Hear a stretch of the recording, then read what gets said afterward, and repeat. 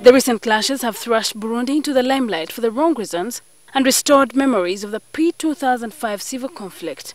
Protesters opposed to President Pierre Nkurunziza's third term held deadly protests that saw another 3 people killed today. But in another part of the capital, Bujumbura, the president, who is a former rebel leader, made an announcement that could perhaps bring some relief to the agitators.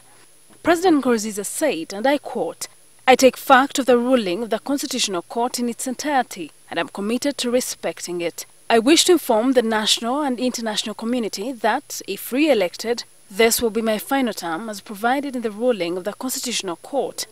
The president was addressing a nation that is still faced with bloodshed and violence in opposition to his third-term bid. According to NTV's Burundi correspondent, Moses Havyarimana, the announcement may not placate the opposition, at least not as soon as President Nkurunziza hoped.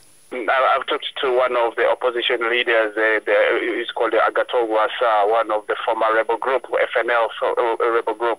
He said these are lies, and he said that President Nkurunziza cannot actually live on his words or promises, because he already now turned down the Arusha Accord. He violated the Arusha Accord. He violated the Constitution, which he promised not to violate during the signing of the agreement. In his address, the president asked politicians to stop using civilians and children as human shields. He ordered the release of all protesters below 18 who are arrested, and that the adults may be released if the agitation stops.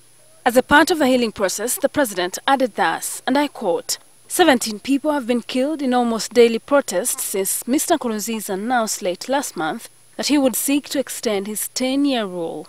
At least 200 more were injured and over 40,000 have fled to neighboring countries. East African heads of state are scheduled to meet in Dar es Salaam, Tanzania to resolve the matter. Shilanduchiri, NTV.